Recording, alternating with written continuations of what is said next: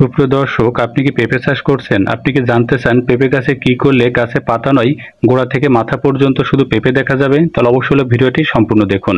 কিছু ঘরোয়া উপাদানের সাহায্যে মাত্র 2টি সার তৈরি করে দেখাবো। এই 2টি সার যদি সঠিক নিয়মে গাছে ব্যবহার করতে পারেন, গাছে প্রচুর পরিমাণে পেঁপে ধরবে, পেঁপের সাইজ হবে অনেক বড়। কিভাবে 2টি সার তৈরি করবেন, কিভাবে গাছে সঠিক নিয়মে ব্যবহার করবেন, সম্পূর্ণ দেখাবো এই ভিডিওর মাধ্যমে। পাশাপাশি আপনি অনেকেই বলে থাকেন পেঁপে গাছ বড় হচ্ছে কিন্তু পেঁপে ধরছে না, অথবা পেঁপের সাইজ বড় হচ্ছে না, তার জন্য কি করব? সমস্ত সমাধান পাবেন এই ভিডিওর মাধ্যমে।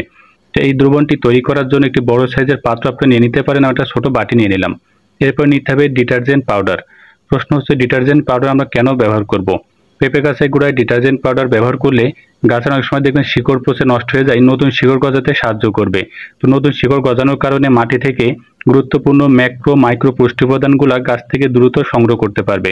তাই অবশ্যই ডিটারজেন্ট পাউডার 2 চামচ পরিমাণে ব্যবহার করবেন।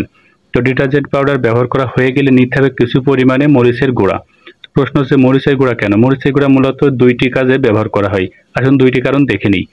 আপনারা একটা পেঁপে গাছ দেখতে পাচ্ছেন, গাছে প্রচুর পরিমাণে পেঁপে ধরেছে। আপনি যদি একটু ক্লোজ মোশনে দেখেন, দেখবেন এই যে সাদা সাদা স্পট পড়ে আছে। ঠিক এরকম সাদা সাদা বা অনেক সময় কালো ধরনের স্পট পড়ে থাকে গাছের উপরে, অনেক সময় পেঁপের উপরেও কালো কালো এরকম ছোপ ছোপ দাগ পড়ে। এই ছোপ ছোপ দাগ পড়ার জন্য পেঁপের কোয়ালিটি নষ্ট হয়, অনেক সময় এই জায়গা থেকে গাছগুলো পচে যায়। তো এই পচন রোধ করার জন্য একটি বড় পাত্রে কিছু পানি নিয়ে মরিচের গুঁড়া মিশিয়ে যদি আপনি গাছে স্প্রে করতে পারেন, এই সমস্যা থেকে স্থায়ী মুক্তি পাবেন। তো আমরা মরিচের গুঁড়া মূলত এখানে ব্যবহার করব গাছের গুরুত্বপূর্ণ সার হিসাবে। তো এই মরিচের গুঁড়া ব্যবহার করলে মাটিতে থাকা ক্ষতিকারক পোকামাকড় যে আছে, যেগুলো গাছের ক্ষতি করে, সেগুলো দূরে চলে যাবে। তো এই ক্ষতিকারক পোকামাকড় তাড়ানোর জন্য মূলত মরিচের গুঁড়া ব্যবহার করব। তো আধা চা চামচ পরিমাণে এই মরিচের গুঁড়া ভিতরে দিয়ে নাড়াচাড়া করে সুন্দর করে এটি মিশিয়ে ফেলুন। তো মেশানো হয়ে গেল। এরপর নিতে হবে কিছু পরিমাণে বেকিং সোডা বা খাবার সোডা। তো খাবার সোডা আপনার যে কোনো মুদি দোকান থেকে সহজেই সংগ্রহ করতে পারবেন। খাবার সোডা একটি প্রাকৃতিক হরমোন হিসেবে কাজ করে। এটি যদি গাছের গোড়ায় ব্যবহার করা যায়, গাছের দ্রুত ফুল চলে আসে। তো অনেকে বলে থাকেন গাছের বয়স হয়ে যাচ্ছে কিন্তু পেঁপে গাছে মোটে ফুল আসছে না, তার জন্য কি করব? অবশ্যই এই খাবার সোডা গাছের গোড়ায় ব্যবহার করবেন। এরপরে থাকছে ইপসম লবণ। ইপসম লবণ আপনার দেখতে একটা চিনির মতো হয়ে থাকে। অনেকে কিন্তু চিনি ভেবে ভুল করতে পারেন।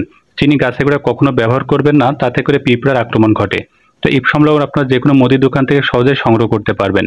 এটা প্রাকৃতিক ভিটামিন হিসেবে কাজ করে, গাছে প্রচুর পরিমাণে ভিটামিন সাপ্লাই করে, ফলে গাছে দ্রুত ফুল চলে আসে। তো এটা যখন দেওয়া হয়ে যাবে, কিছু পরিমাণে হালকা গরম পানি ভিতরে দিয়ে দিবেন। এক্ষেত্রে বলে রাখি অবশ্যই গরম পানি ব্যবহার করবেন। হালকা নাড়াচাড়া করে গরম পানির সাথে দ্রবণটি সুন্দর করে মিশিয়ে কিছু সময় রেখে দিবেন। রেখে দেওয়া হয়ে গেলে তারপরে আপনার চাইলে ঠান্ডা পানি ব্যবহার করে দ্রবণটি সুন্দর করে তৈরি করতে পারেন। তো প্রথম অবস্থায় অবশ্যই গরম পানি ব্যবহার করবেন, পরবর্তীতে ঠান্ডা পানি। তবে ভালো করে নাড়াচাড়া করে দ্রবণটি সুন্দর করে তৈরি করুন।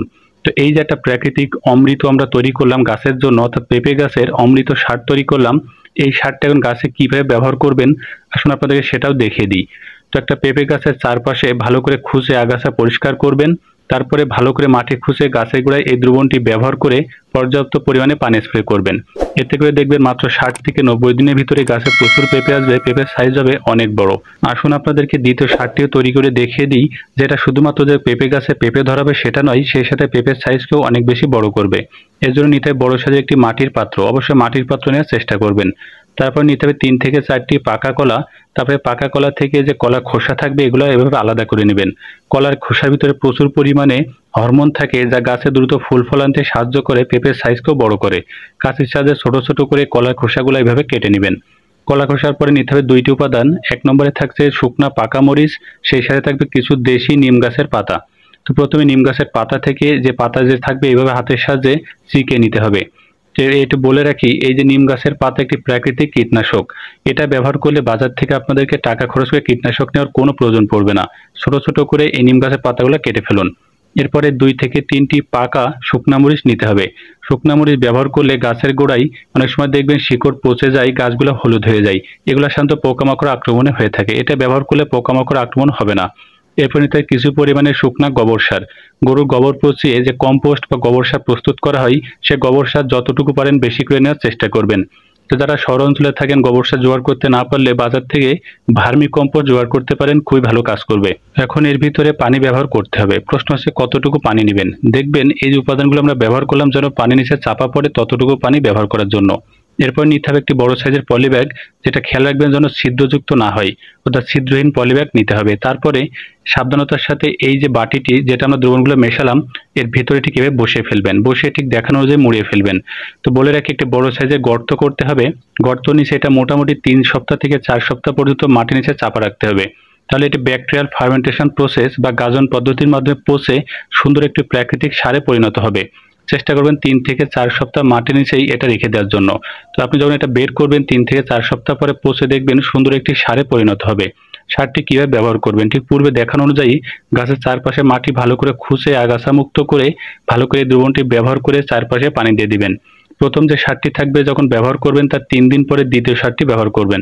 এভাবে নিয়মিতভাবে ব্যবহার করবেন। তো আরেকটি বিশেষ পদ্ধতি আপনাদেরকে দেখিয়ে দিই। গাছে যখন ফুল আসবে ঠিক এরকম ছোট ছোট পেঁপে ধরতে শুরু করবে, তখন একটি শক্ত লাঠি গাছের সাথে পুঁতে গাছকে শক্ত বেঁধে দিবেন। তাহলে এই যে ঝড়ের সময় গাছগুলো ভেঙে পড়ে এটা আর ভেঙে পড়বে না। নিজ বাসায় আপনারা অবশ্যই এই 2টি সার তৈরি করে নিয়মিতভাবে গাছে ব্যবহার করবেন। নিশ্চিতভাবে থাকেন গাছে প্রচুর পেঁপে ধরবে, গ্যারান্টি।